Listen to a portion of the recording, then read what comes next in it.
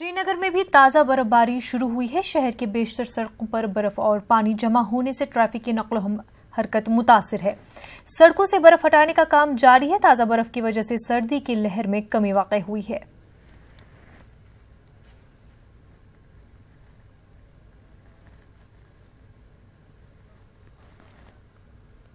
हिंदुस्तानी तहजीब और सकाफत पर एक टीवी मेजबान को लेक्चर दिया गया। एक टीवी मेजबान को बीजेपी लीडर मौसमी चैटर्जी ने हिंदुस्तानी तहजीब का दरस दिया। मौसमी चैटर्जी ने मेजबान को जीन्स के बजाय शलवार कमीज पहनने को कहा। उन्होंने कहा, यही हमारी विरासत है।